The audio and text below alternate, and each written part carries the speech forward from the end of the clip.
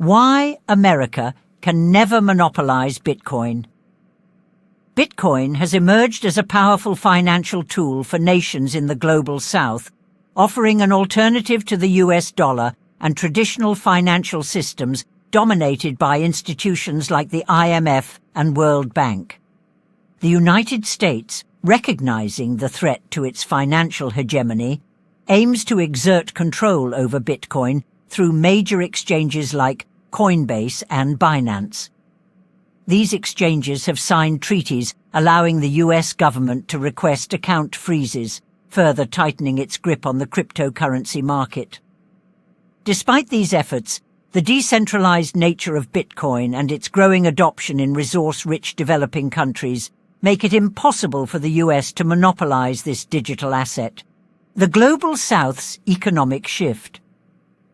Many countries in the Global South, such as Nigeria, Argentina, Venezuela, and Zimbabwe, are turning to Bitcoin to escape the economic instability, hyperinflation, and restrictive banking systems that plague their economies.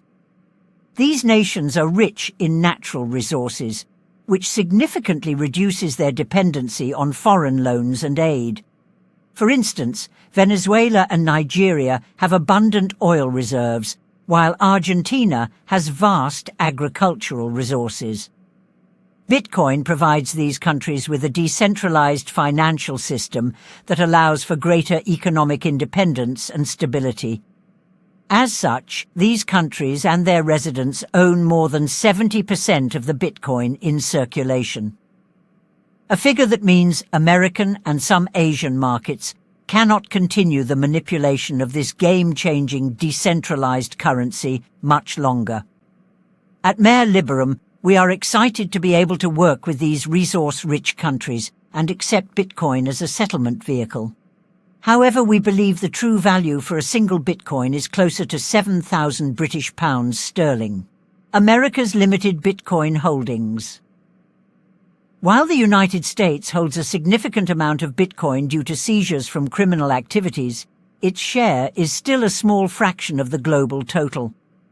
According to recent data, the US government holds approximately 69,640 BTC, accounting for less than 1% of the total Bitcoin supply. Add Coinbase, 5%, Binance, 10%, MicroStrategy has approximately 1%.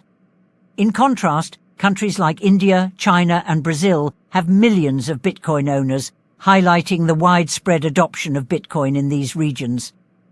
This broad distribution of Bitcoin ownership underscores the decentralized nature of the cryptocurrency, making it difficult for any single nation to dominate. You would have noticed we excluded ETF Bitcoin interests. This is because they don't actually hold or own any Bitcoin. They issue IOU to companies like Coinbase on promise to settle. The role of Bitcoin in developing economies.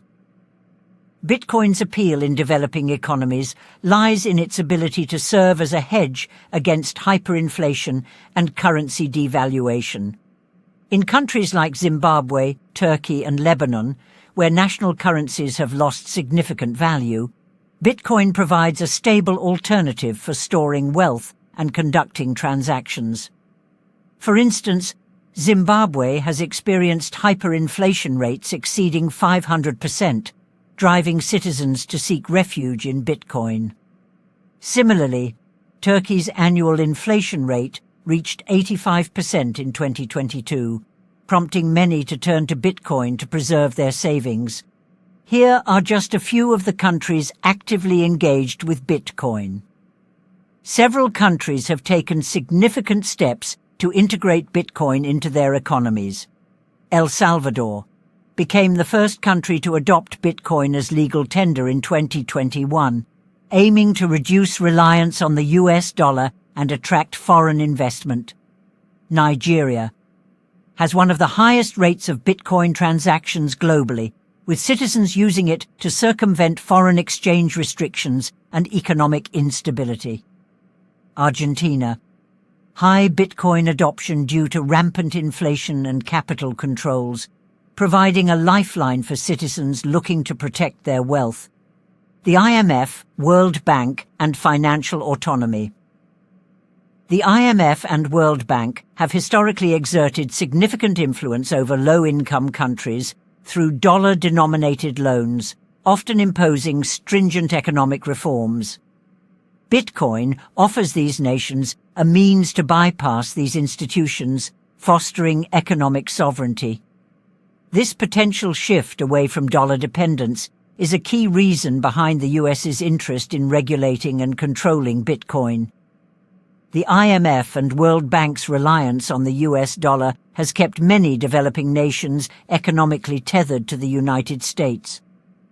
However, Bitcoin's decentralized nature provides an alternative that is not subject to the same level of control. Challenges for US control.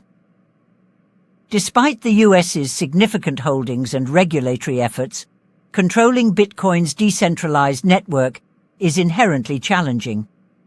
Bitcoin's value proposition lies in its resistance to censorship and control, making it an attractive alternative for countries seeking financial independence.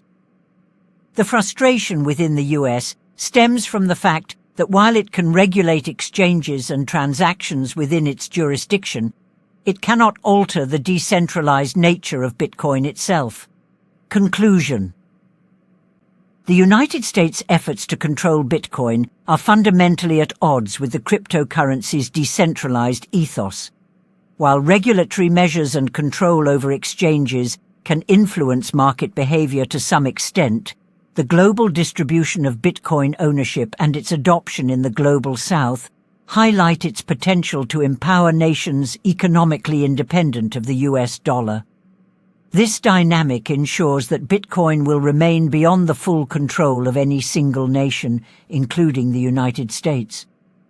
Bitcoin's rise in the Global South represents a significant shift in global financial dynamics, offering low-income nations a pathway to greater financial independence and resilience against external economic pressures. This is why we at Mare Liberum are doubling down on an imminent collapse in the artificially high price of Bitcoin as it currently stands to under 7,000 British pounds sterling. Controlled by two markets, American and Asian speculators, making money from FOMO propaganda. It's only a matter of time.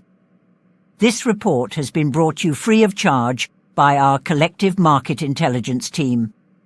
I'm Clarissa. Thanks for watching. Mare Liberum, navigating change with purpose.